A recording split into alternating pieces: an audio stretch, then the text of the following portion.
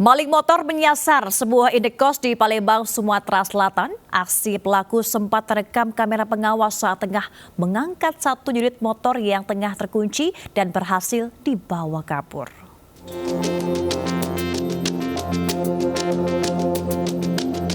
Aksi pelaku pencurian motor di sebuah indekos di Jalan Jaya 7 Seberang Ulu 2 Palembang, Sumatera Selatan terekam kamera pengawas.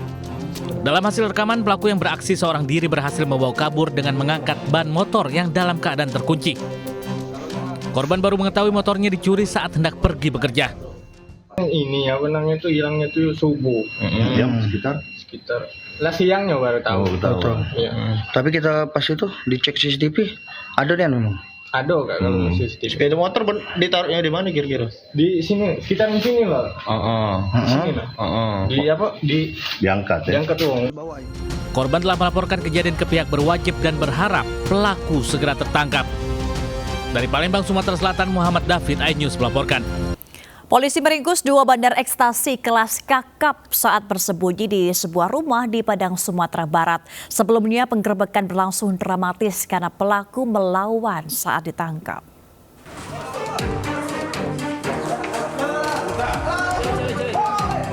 Anggota tim Raja Wali Satres Narkoba Polresta Padang mengepung dan menggerebek sebuah rumah yang dicurigai sebagai tempat persembunyian bandar narkoba kelas kakap yang selama ini menjadi target operasi.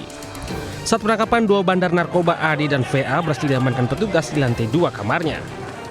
Pelaku yang awalnya tak kooperatif saat diringkus, akhirnya tak dapat berkutik setelah petugas mendapati sejumlah barang bukti berupa satu paket sabu beserta timbangan digital. Dari hasil penggeledahan turut diamankan 57 butir pil ekstasi disembunyikan di dalam amplop.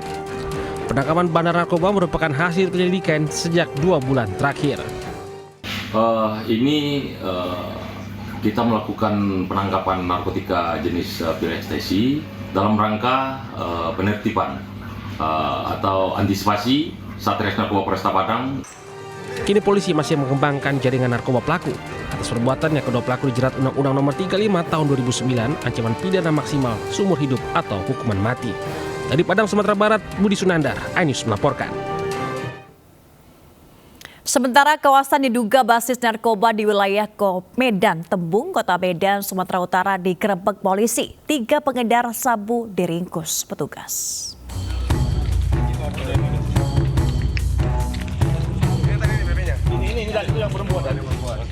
Dua pemuda dan seorang wanita Parubaya diringkus polisi saat petugas menggerebek kawasan diduga basis narkoba di kawasan bantaran rel kereta api Jalan Pancasila, Medan Tembung, Sumatera Utara. Ketiga pelaku, TWH, MW, dan YA diketahui menjadi pengedar narkoba jenis sabu-sabu di kawasan tersebut. Sejumlah barang bukti turut diamankan dari tangan pelaku. Saat penggerebekan turut diamankan satu jenis mesin judi jackpot di salah satu rumah. Polisi menduga ada keterlibatan pelaku lain namun berhasil kabur saat penggerebekan. Kami melaksanakan DKN sesuai perintah Bapak Satres Narkoba di seputaran rel di Jalan Pancasila. Cegah maraknya peredaran narkoba, polisi gencar merazia sejumlah titik rawan. Polisi menduga masih ada kawasan lain yang kerap dijadikan tempat transaksi narkoba dan perjudian di wilayah Medan. Dari Medan, Sumatera Utara, Adi Palapa Harahap, iNews melaporkan. Bak film action, sejumlah anggota polisi menangkap seorang pria yang mencoba membunuh kerabatnya di Medan, Sumatera Utara. Pelaku ditangkap saat mencoba kabur melalui lantai 3 atap rumah.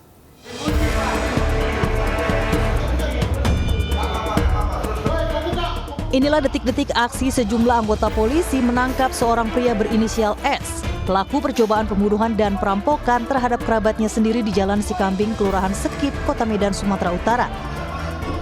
Petugas yang mencoba mengajak bernegosiasi nyaris dibakar pelaku yang bersembunyi di balik kamar.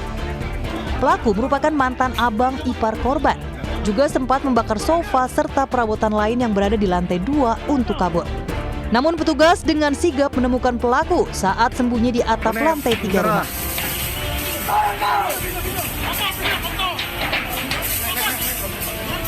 Penangkapan bermula saat Kapolres Pelabuhan Belawan dalam perjalanan menuju tempat ibunya mendengar adanya keributan di lokasi kejadian. Bersama anggota, ia langsung melakukan penggerebekan. Nah, di situ setelah terbuka si perampok tersebut menyemburkan api, yang mana setelah kita melakukan penyelidikan dari CCTV, diduga 3 pelaku ini sudah membawa senjata tajam, bensin, dan mancis. Sebelumnya, terekam CCTV tampak seorang wanita berusaha meminta pertolongan dengan membuka pintu. Pelaku yang memegang senjata tajam tersebut bergumul dengan 2 pria dan 1 wanita. Pelaku berhasil dilumpuhkan setelah warga dan polisi tiba di lokasi. Dari Medan, Sumatera Utara, Yuda Bahar. Melaju kencang di jalan licin pasca diguyur hujan, sebuah sedan mewah yang dikendarai seorang pemuda menabrak beton separator busway di Jalan Gatot Subroto, Jakarta Pusat. Kerasnya benturan membuat sedan nahas tersebut tersangkut di atas separator hingga berputar arah. Mobil mewah jenis sedan ini masih dalam kondisi tersangkut di atas beton separator busway usai mengalami kecelakaan tunggal di ruas Jalan Gatot Subroto, Tanah Abang, Jakarta Pusat. Kerasnya benturan membuat bagian depan dan kabin bawah mobil rusak parah. Kecelakaan tunggal bermula saat mobil bernomor polisi B2656 UBS yang dikendarai seorang pemuda melaju kencang dari arah Senayan menuju Slipi. Saat melintasi lokasi tepat di depan gedung Kementerian LHK, mobil tiba-tiba oleng dan menyerempet truk yang ada di sisi kiri. Tak mampu mengendalikan kemudi, mobil kian kehilangan kendali hingga akhirnya menabrak dan tersangkut di atas beton separator busway serta berputar arah.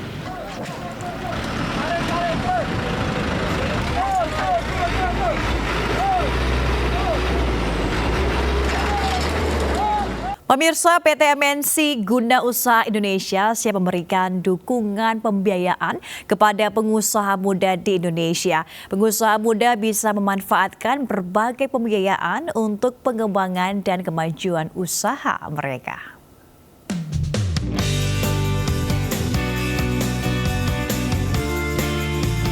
PT MNC Guna Usaha Indonesia menghadiri pelantikan Teddy Darmansyah sebagai Ketua Badan Pengurus Cabang Himpunan Pengusaha Muda Indonesia BPC HIPMI Kabupaten Bandung, Jawa Barat. Teddy merupakan pengusaha tenun dan tekstil asal Kecamatan Majalaya yang sukses dengan memanfaatkan pembiayaan usaha dari PT MNC Guna Usaha Indonesia.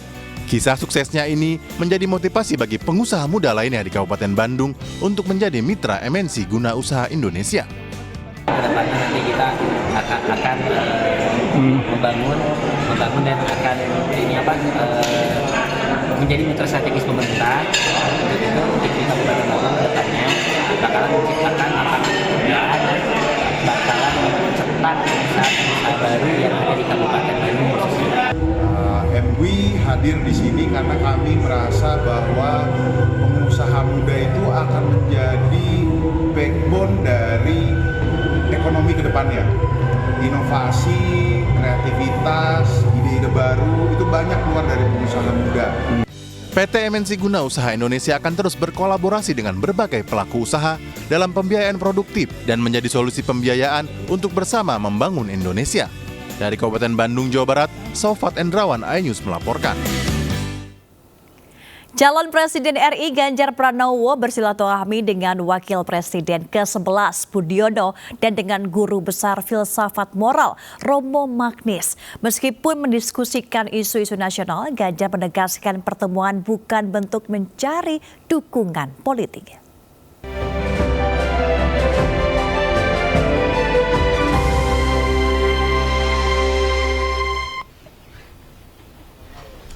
Calon Presiden nomor urut 3 Ganjar Pranowo bertemu dengan Wakil Presiden ke-11 Budiono di kediaman Budiono di Menteng, Jakarta Pusat, Jumat.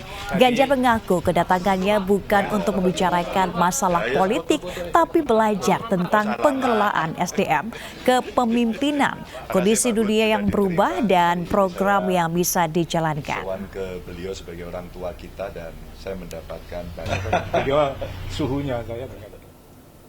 Sebelumnya, Ganjar Pranowo juga berdiskusi tentang kondisi bangsa Indonesia dengan Guru Besar Filsafat Moral Romo Frans Magnus Susedo atau Romo Magnus di Sekolah Tinggi Filsafat Ria Karya.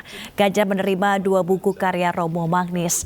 Romo Magnus pun menekankan perlunya integritas dan kejujuran sebagai landasan membangun bangsa. Terima kasih ya. Kasih semuanya ya. Terima kasih ya. Sehat-sehat. Jadi nanti ke Bandung. Pemirsa, ingin menikmati alam di akhir pekan ini, Kawah Rengganis di puncak Gunung Patuha di Kecamatan Rancabali, Kabupaten Bandung, Jawa Barat bisa Anda coba. Dari jembatan gantung terpanjang di Asia Tenggara ini, Anda bisa menikmati indahnya panorama kawah.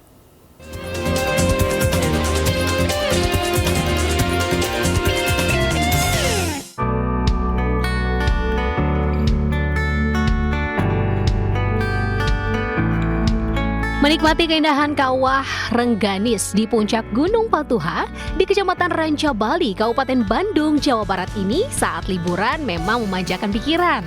Kepulan asap uap belerang di tengah kawah menunggu pengunjung yang datang. Selain itu, mandi air panas yang keluar dari perut gunung juga menjadi keasyikan tersendiri. Apalagi dipercaya, air panas di kawah ini bisa menyembuhkan berbagai penyakit kulit. Ketika berada di Kawah Rengganis, pengunjung juga bisa mencoba wahana yang memacu adrenalin yang ada di dekat kawah, seperti wahana Keranjang Sultan. Untuk mereka yang berani, pemandangan eksotis kawah menunggu di bawah. Selain itu ada juga jembatan gantung terpanjang di Asia Tenggara yang membelah kawah.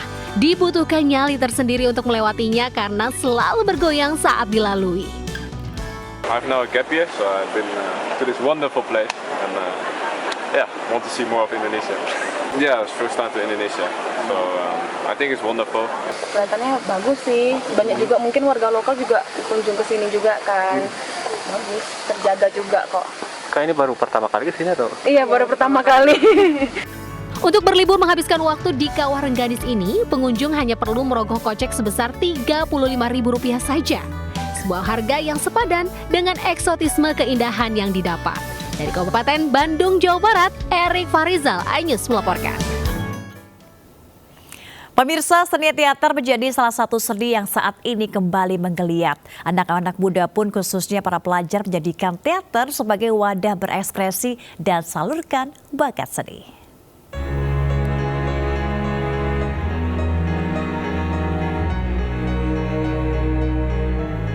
Setelah sempat terhenti selama pandemi, geliat teater kembali bergelora. Seperti pertunjukan yang digelar di Gelanggang Remaja, Jakarta Selatan ini. Nah, saya sekarang sudah dapat tiketnya nih, saya nggak sabar mau nonton teater dari SMAN 47 Jakarta yang juga merupakan ajang aktualisasi diri bagi pelajar di bidang seni. Dan inilah aksi panggung para pelajar SMAN 47 Jakarta. Dalam teater yang berjudul Arlander, mereka beradu bakat akting di atas panggung. Uniknya, pertunjukan teater digelar dalam bahasa Inggris, mengisahkan cerita yang terinspirasi dari kehidupan masyarakat Jerman dalam mencari arti kebebasan di era kerajaan Jerman kuno. Tak hanya seni akting, terdapat juga penampilan seni tari dan seni suara yang dibawakan apik para pelajar ini. Penonton diajak untuk masuk ke dalam kehidupan tokoh utama Lucy Kaspersky yang berjuang melawan musuh untuk menemukan arti sebuah kebebasan dan pengorbanan. Sebenarnya ini terinspirasi dari kehidupan orang di zaman dulu di mana mereka ketika ingin kebebasan mereka itu ditindas, kesusahan dan mereka harus berjuang melawan hal-hal tersebut. Kita sebagai anak yang hidup di zaman sekarang bisa bersyukur dan juga lebih bisa memperjuangkan hak-hak kita. Kebebasan itu terbatas.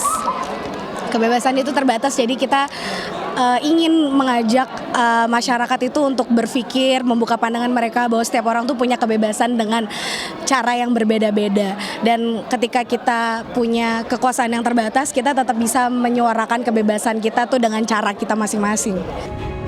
Pertunjukan yang digelar selama 2 jam ini pun menarik antusias para penonton. Pemainnya aktingnya keren-keren semua, semuanya juga sangat menjiwai perannya masing-masing. Intonasi suaranya juga lumayan jelas, jadi happy banget sekarang menonton di sini. Pertunjukan ini menyisipkan pesan bahwa kebebasan hak semua orang yang harus dijalani dengan tanggung jawab. Gelaran teater ini menunjukkan bahwa seni teater masih digandrungi anak muda dalam negeri sebagai wadah menyalurkan aspirasi di bidang seni. Dari Jakarta, Amrina Rida, Abdul Rosid, iNews melaporkan. Pemirsa, MNC Peduli melalui MNC Media bersama Palang Merah Indonesia kembali menggelar kegiatan donor darah di MNC Studios Kebonjeruk, Jakarta Barat. Kegiatan rutin ini disambut antusias karyawan MNC Group.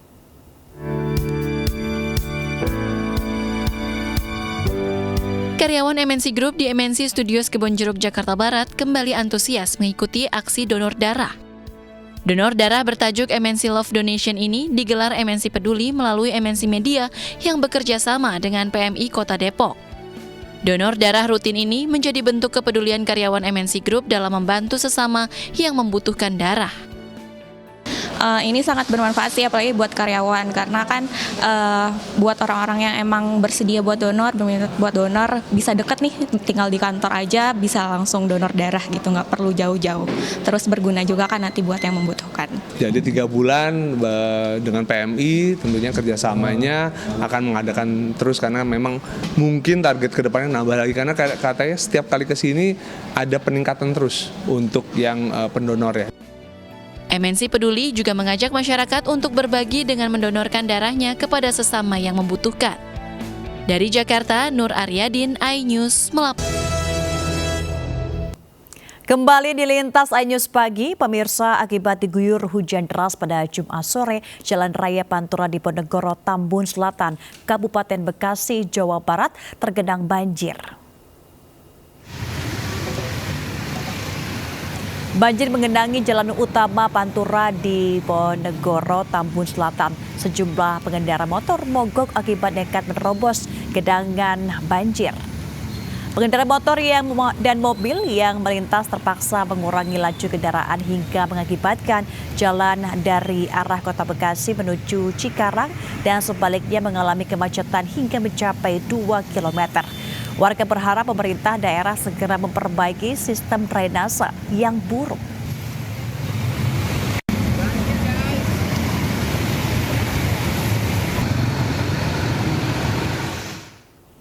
Diguyur hujan sejak Sabtu pagi, ruang tunggu Bandara Internasional Hang Nadiem Batam tergenang air akibat kebocoran.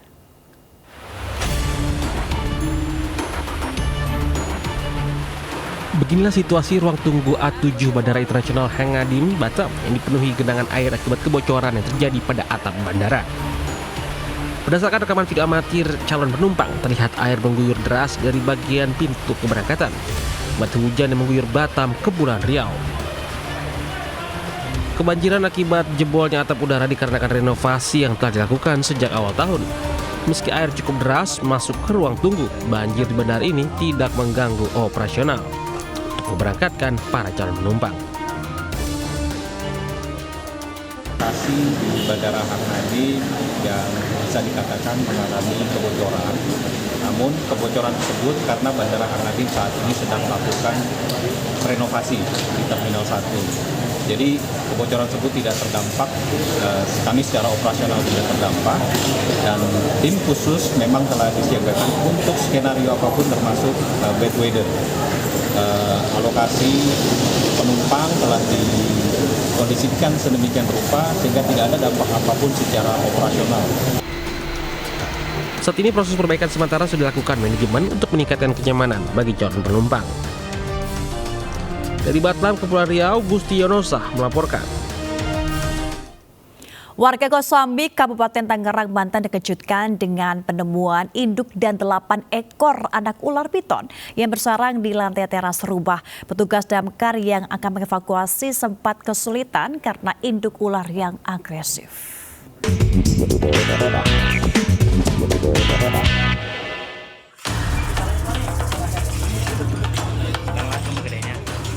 Penemuan induk ular piton bersarang di lantai teras rumah di Kosambi, Kabupaten Tangerang gegerkan warga sekitar. Petugas damkar datang mengevakuasi kesulitan karena induk ular sepanjang 3 meter dan bobot 20 kg itu sangat agresif. Selain indukan ular, 8 ekor ular anakan piton ditemukan usai petugas membongkar keramik rumah yang dicurigai sebagai sarang telur ular. Ular-ular ini langsung dimasukkan ke dalam karung untuk dievakuasi.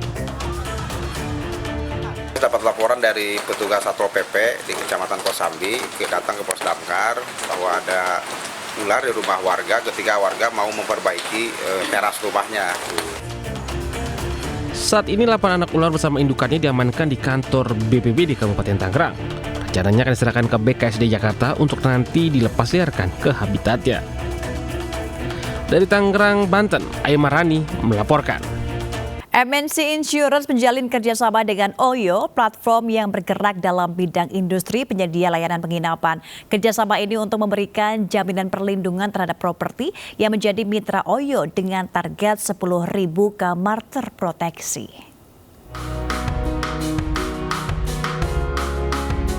Perusahaan broker asuransi Prodigi menggandeng MNC Insurance untuk memberikan jaminan perlindungan terhadap properti yang menjadi mitra Oyo.